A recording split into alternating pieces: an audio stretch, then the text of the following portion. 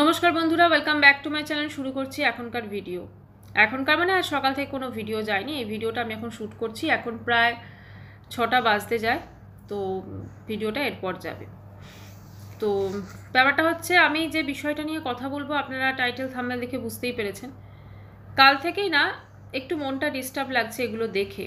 কালকেই আমরা দেখলাম যে আমাদের ওয়াইটিতে প্রচুর ভিডিওস আপলোড করা হয়েছে, যেটা নাম নিয়েই বলছি আমি, আলপনার শ্রাদ্ধা অনুষ্ঠানের ভিডিও আর কি, যারা গেছিলেন তারা। সেখানে ওর মায়ের হাহাকার, যেটা দেখে বুকটা ফেটে যাচ্ছে, বুকটা ফেটে যাচ্ছে ওর মায়ের কান্নাটা দেখে। মানে ঈশ্বর না করুক কাউকে এই দিনটা দেখতে হোক, হাহাকার মায়ের দেখা যাচ্ছে না। আর সেই দিকে প্রচুর ক্যামেরার ফোকাস হয়েছে, সেই ভিডিওগুলো আপলোড করা হয়েছে। এরপরে আসছি যে বিষয়টা নিয়ে কথা বলবো। কালকেই রাত্রিবেলা দেখলাম একটি ভিডিও শিডিউল করে রাখা হয়েছে। সেই ভিডিওটা, আলপনা শ্রাদ্ধের ভিডিওটা পোস্ট হয়েছে আজকে। শিডিউল করে কালকে রাখা হয়েছিল, আজকে পোস্ট হয়েছে সেই ভিডিওটা। পুরো দেখতে পারিনি, কারণ কিছু জিনিস না দেখা যায় না, কষ্ট হয়।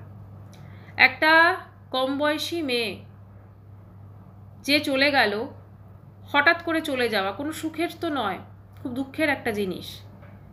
তার শ্রাদ্ধ তার মাকে দেখতে হচ্ছে এভাবে, এবং আরও সবাইকে দেখতে হচ্ছে। সেখানে প্রচুর ক্যামেরা, প্রচুর কিছু।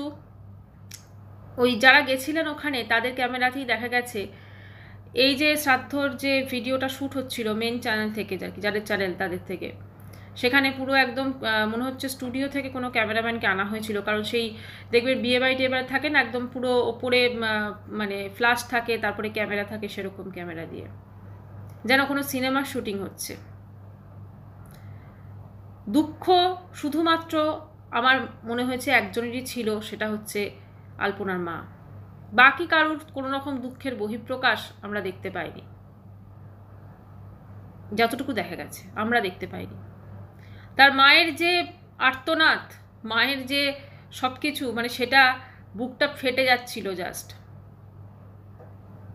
আচ্ছা, মেয়েটির কাজ করা হয়েছে তার শ্বশুর বাড়িতে সে জীবিতকালে, যেখানে হয়তো থাকতে পারেনি কি না, কারণ দেখুন সেটা ওনাদের ব্যাপার, সেটা নিয়ে আমরা কোনো কথা বলতে পারি না।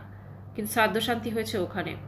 আমাদের শাস্ত্র অনুযায়ী যখন কোনো বাড়ির বউ মারা যান, তো সেখানেই কিন্তু শ্রাদ্ধ করে শ্বশুর বাড়িতেই।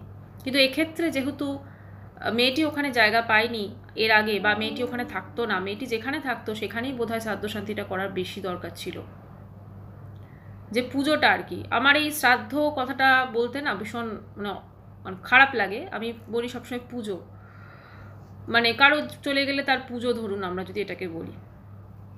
তো যাই হোক, এখন কোনো রকম শাস্ত্রে যে বিধানগুলো আছে আমরা তো সেগুলো খণ্ডাতে পারি না। সেই অনুযায়ী রিচুয়ালস হয়, সেই অনুযায়ী পুরুতমশাইরা অনেক কিছু বলেন, সেগুলো করতে হয়। এখানে যে রিচুয়ালসগুলো দেখা গেছে, আমি যতটা দেখেছি ততটাই মোটামুটি এরকমই হয়ে থাকে বোধহয়। তো যাই হোক, এখন ব্যাপারটা হচ্ছে, মেয়েটা যখন বেঁচে ছিল, মেয়েটা যখন বেঁচে ছিল, মেয়েটার চিকিৎসা কি ঠিকঠাকভাবে হয়েছিল? মানে আজকে যত টাকা খরচ করে তার শ্রাদ্ধ শান্তি হচ্ছে, চিকিৎসাটাও আমার মনে হয় যদি একটু ঠিক এইভাবেই হতো, প্ল্যানিংয়ের সঙ্গে হতো, তাহলে বোধহয় আজকে অনেক কিছু ঠিক হয়ে যেতে পারত। গলব্লাডারের স্টোন, এই যে জিনিসটা, এটা এখন খুব কমন একটা ব্যাপার, এবং এটাকে দীর্ঘদিন যদি শরীরের মধ্যে পুষে রাখা যায়, তাহলে সেখান থেকে কিন্তু প্রচুর রোগের উৎপত্তি হয়। আমার খুব ক্লোজ একটা আত্মীয়ের এরকম গলব্লাডার স্টোন 1 বছর ধরে ছিল। এর পরের সপ্তাহে তার অপারেশন হবে, কারণ ওর থেকে আরও অনেক রোগের সূত্রপাত হচ্ছে। তো যার জন্য ওটা অপারেশন করাতেই হবে। তো ব্যাপারটা হচ্ছে যে মানে কি বলবো, ওই ব্লগটা বোধহয় পোস্ট করা উচিত হয়নি। বাকিরা যারা করেছেন, ওখানে গেছেন, তারা তো নিজের চ্যানেল প্রমোট করাতে গেছেন, কিন্তু যে মানে আমি আলপনার হাজব্যান্ডের কথা বলছি, তার উচিত হয়নি ওই ব্লগটা পোস্ট করার। অনেকেই ওখানে কমেন্টস করছিলেন ভগবান দাদার বিষয়ে, পুরো ভগবান দাদা মনে আছে, ভগবান দাদা দেবাশিস বোধহয় নাম ছিল ছেলেটি, সে তার স্ত্রীর মৃত্যুর পর কীভাবে এই সমস্ত কিছু দেখিয়েছিল, খানিকটা সিমিলারিটি অবশ্যই ছিল এবারও।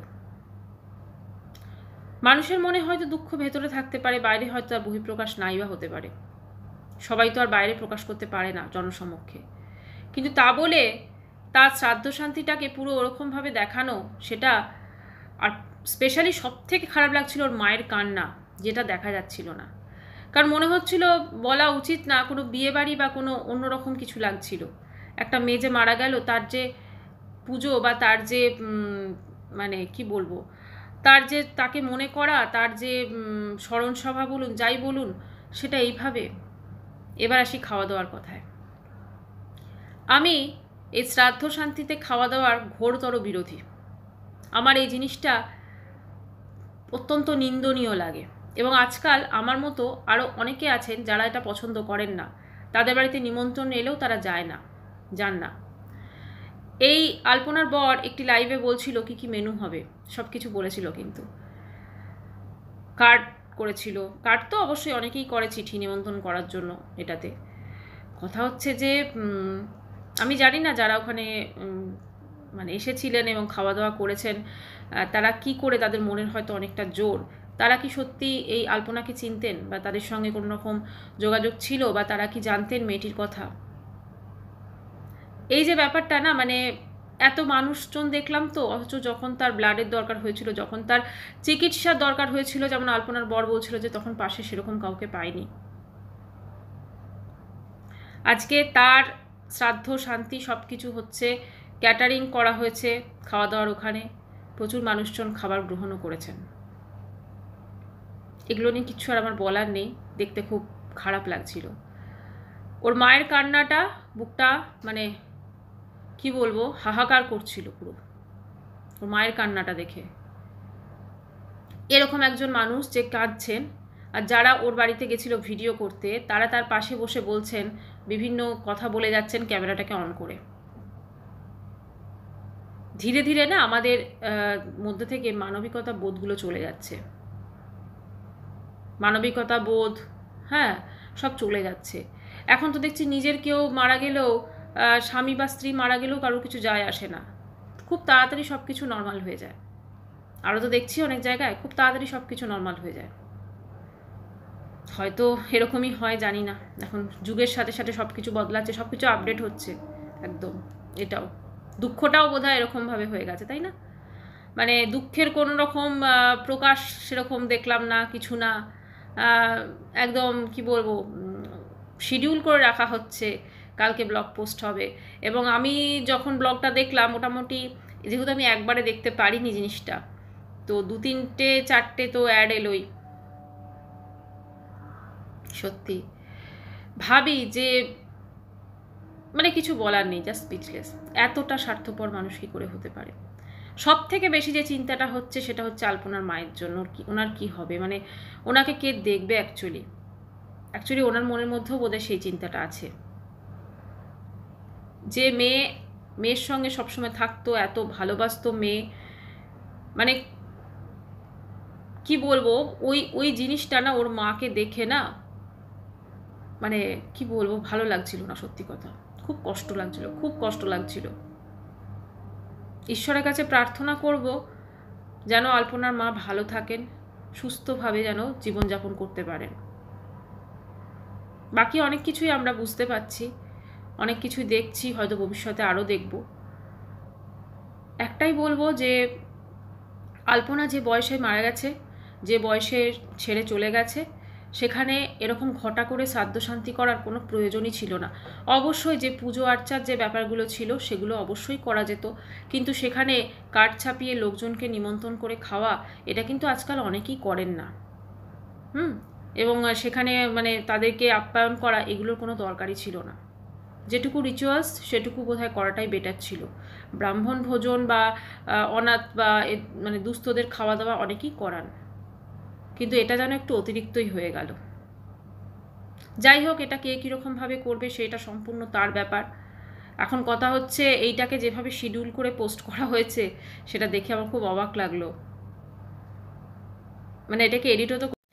যাই হোক বন্ধুরা, এই বিষয়টাকে নিয়ে আর কিছু বলার নেই, শুধু একটাই কথা বলবো, আলপনার মাকে আমরা এতকাল দেখতাম, আলপনা ওর মা খুব সুন্দর ভিডিও করতো, মজার ভিডিও করতো, হাসির ভিডিও করতো, সেখানে ওর মায়ের ওরকম কান্না, মানে ভিডিওটা খুব কষ্ট হচ্ছিল দেখতে। এবং একটাই বলবো, আলপনা যেখানেই থাক ভালো থাক, ও যেটা চায় সেটাই যেন হয়, এবং ওর মাও যেন ভালো থাকে, ভালোভাবে জীবনযাপন করতে পারে, শান্তিতে থাকে, নীরোগ শরীরে থাকে, এটাই।